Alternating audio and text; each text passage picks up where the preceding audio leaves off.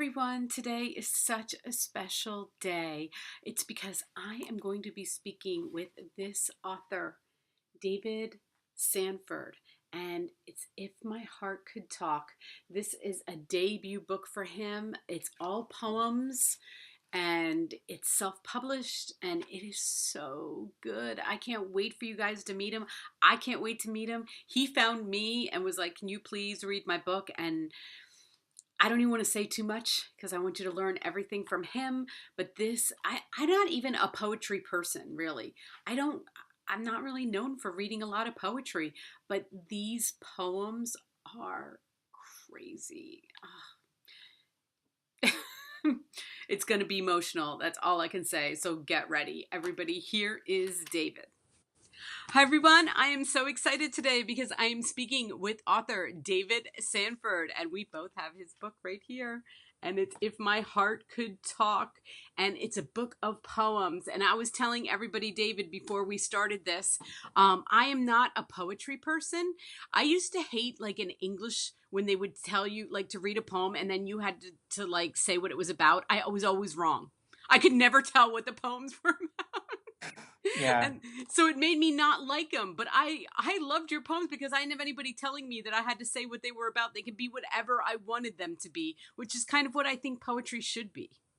yeah. The thing is about poetry is interpretation, so Right. Like you whatever it can means to interpret you. them any way you want. Exactly. And I read these last night again. I read them before when I got your book at the beginning of the week, and then I read them again, and they just spoke to me. They're so good. And I was thinking, like, for someone your age, like, what made you decide to write poetry? I actually didn't grow up studying or writing poetry at all. I grew up writing stories, so poetry was coming out of left field for me. I was 26 at the time, 2 years out of college, and wanted to be independent and have making money of my own. Hmm. So I just decided one day to my mom, I said, "Hey, I have a document full of poems on my laptop. How about we try to get that published?" And she said, "Okay." So I spent the next like 9 months, what was it, October to July, publishing and editing and revising. So Wow. Well, I'm so happy you found me and that I was able to read these. But, uh, let's tell everybody your background. First of all, I was really intrigued to know that your dad was a Marine Corps. I mean, he was a lieutenant colonel in the Marine Corps. yeah, he's a retired lieutenant Retired. colonel. He retired in 2009. He served for 25 years, deployed to Iraq twice. Wow. So yeah. Well, because I lived on Andrews Air Force Base. My ex husband was a Marine. And Mm, I lived in California, and then we moved to Andrews Air Force Base. But then I have two sons that are vets. The one's a Marine, and the other one's in the Army. And they were both overseas during the whole, Iraqi thing back. Gosh, it's been quite a many years now. They're both yeah. retired, so they're around your age too. So I have a very extensive. I was a military wife, then I was a military mom, and you're a military brat. So Yes, I am. so what was like that like for you? I mean, you grew up all over the place. Yeah, I mostly grew up on the East Coast of the U.S. I was born in Maryland, but I lived in Hawaii, lived in Japan, Mm. but mostly in North Carolina, Miami, and And now there. yeah, Bola. Yeah. yeah, Okay, and so you were born with a heart defect, right? correct. Okay. I've had 5 heart surgeries. I was born with a congenital heart defect, single ventricle Fontan. So yeah, it's a long story. Yeah, but it's so inspiring. I mean, that's why with your poems, I think that you've really like expressed yourself. And, because of course, none of us that haven't been through that can imagine what it was like for you to grow up like that. No, no, it's not something you come across every day. No. So yeah, I think obviously growing up with this condition gives me a deeper perspective of life and death and Yeah. different ways to write about it. So Yeah, and I think about like like what we consider problems, right? Like, and then I'm like, but we haven't experienced what you've experienced, which is, life and death. Like, we can get so rattled by Mm-hmm. everyday problems, but you've actually, and, having faced even being in the hospital last week with my grandson for the short amount of time, okay, it was scary because he had pneumonia and he's only 3, but it was a very Yeah. short amount of time where you have spent extensive amounts of time in the hospital. Yeah. My surgeries were from about 3 weeks old to 10 years old. Hmm. So my first 4 were in Children's Hospital in DC, and Hmm. my last one was in uh, San Diego when I was 10. So So you haven't had yeah, any heart surgery since then? no, Wow. no. So So that's, yes, I'm very lucky. yeah, But absolutely. yeah, and you talk about that. You mentioned our main priority, I guess, with my book is obviously to reach out to heart patients Hmm. who feel different than everyone else, but I can, impact them in some positive way.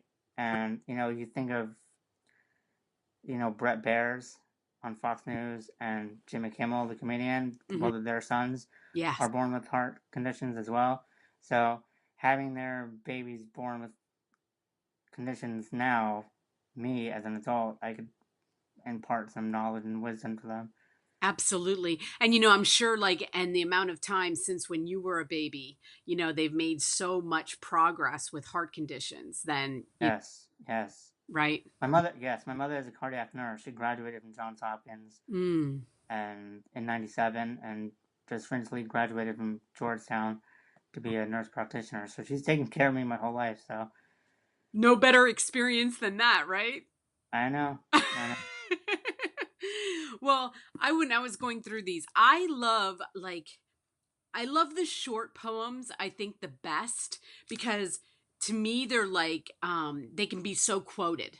I was like, he doesn't understand that some of these like will be in those when people pull up like quotes about like because it's like it impacts you with just 1 or 2 sentences. It's kind of Hmm. I don't know. They're like heavy hitters. They go right to the point. But then the wedding dress one is so beautiful. I was Yeah, like, it was, my grandmother loves that one as well. is She it talks about how I was able to like write a poem through an object's point of right? view. Yes, yes. It's Yeah. actually one of my favorites as well. Yeah, it was so beautiful. I was like, and I went on your Amazon after and I saw that it was mentioned there, but I didn't read that before I had read it.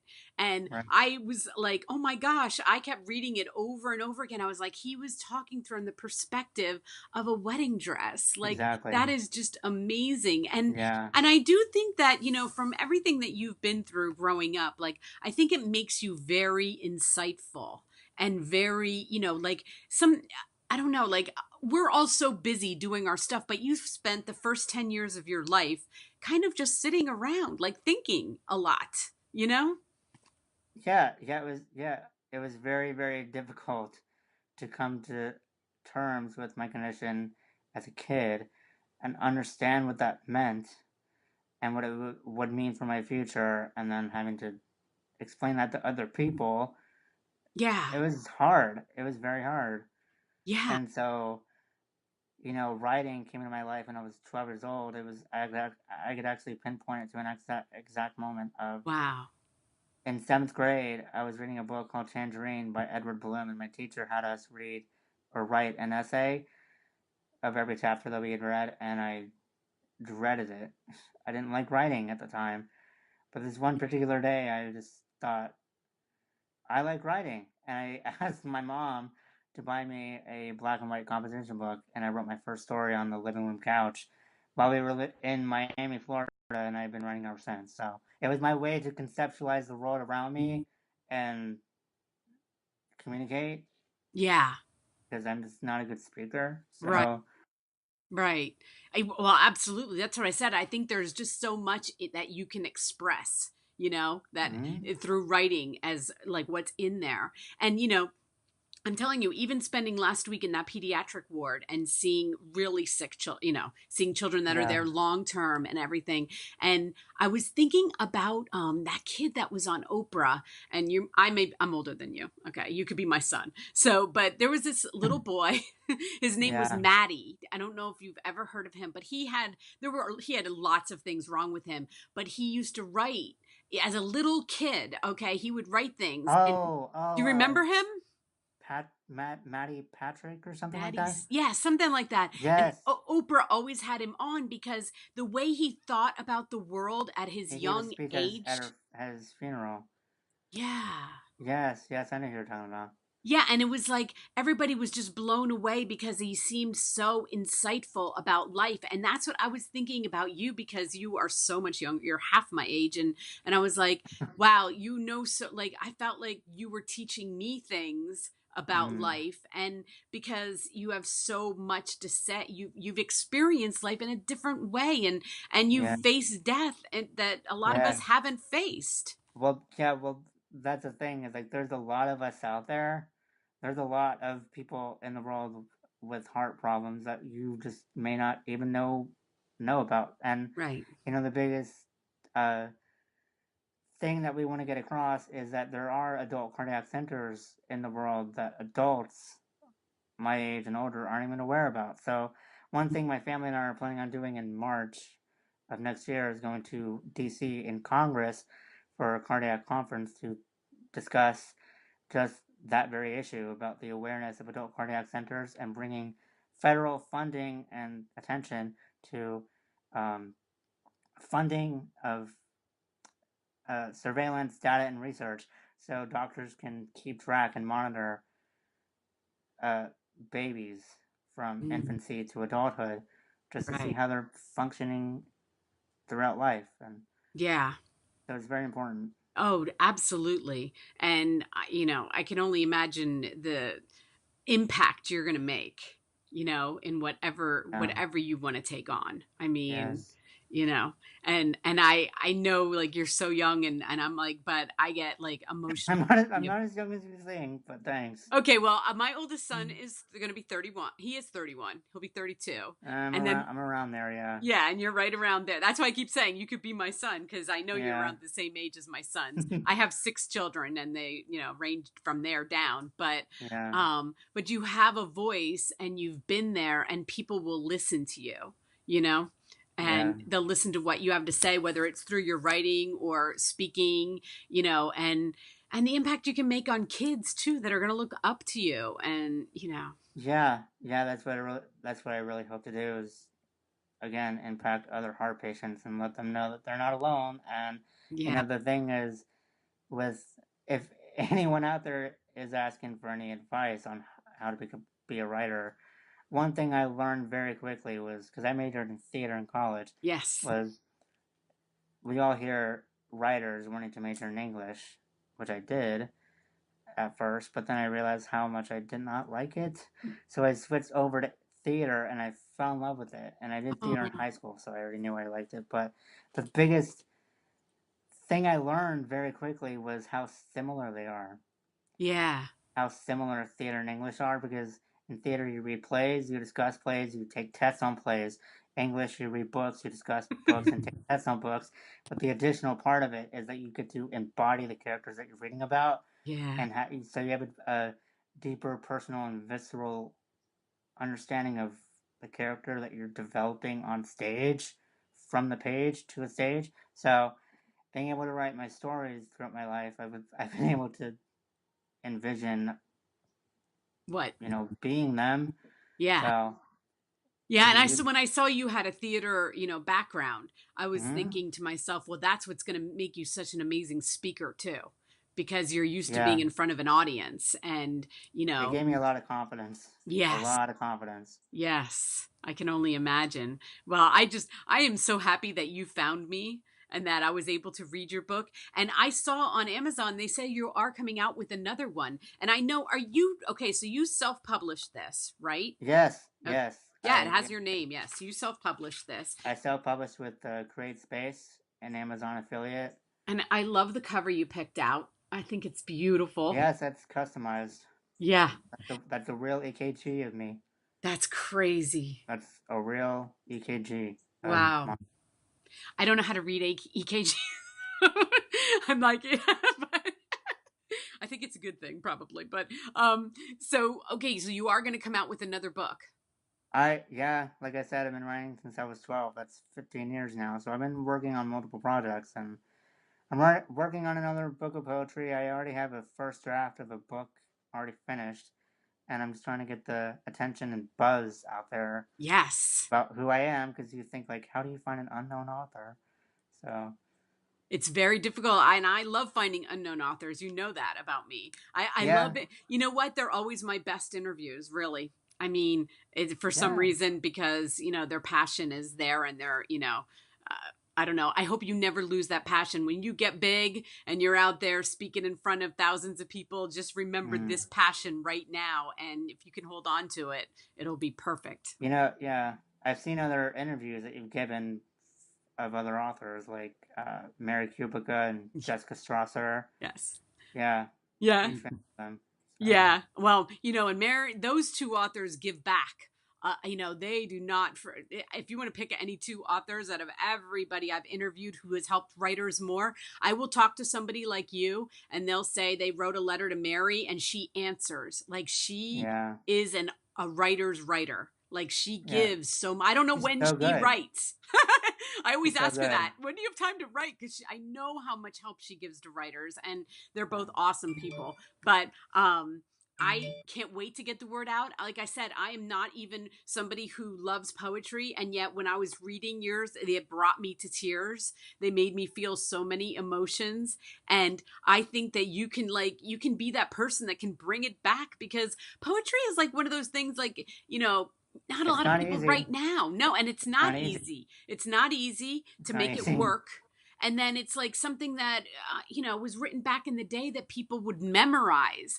You hear about like Thomas Jefferson and Benjamin Franklin. They used to memorize poetry. Okay. Yeah. The thing about it is, unless you take a poetry class, which I've Right. never taken, you learn vaguely about the iconic poets. Like then you take Yes. Robert Frost, Sylvia Plath, Yeah. but you discuss like one or two poems and then you move on to another Yep. subject. Yep. So unless it's your like you determine Yeah. focus, you don't learn much about it. So yes, this was a huge learning experience for me because I never wrote poetry before. Yeah. Well, I can't wait to see what this does for you. I can't wait for your future, because I just see so many amazing things. And, you can always, when your next one comes out, you know where to find me. Let me know and we'll get it out there the day that it gets published. I just today learned how to post videos on Amazon, Oh wow. which I never knew about. And I met a new author, and she lives near me, and we did it together because I needed an author to be able to figure out how to do it. And I will post this video on your Amazon account, and it will show up. I mean, I don't know how. Oh, that's Like, cool. it hasn't been published. I mean, it takes 48 hours, but they have accepted my video. So I can't wait. I can't wait to see if it does this, so that it'll help you with getting reviews and getting it out there. And so we'll do that. Yeah. Okay. Tomorrow you and I will work on getting this on Amazon, and and then we'll see what happens. Right. Okay. That's Okay. great. So everybody, I'm going to have the link to David's Amazon account so you can get this book. That's right. And hopefully this won't be the last time we talk. I know. Yes, I hope that you can interview me anytime. Absolutely. Thank you so much, David. Thank you for finding me. And I can't wait to, see what your future holds. And you have an amazing day.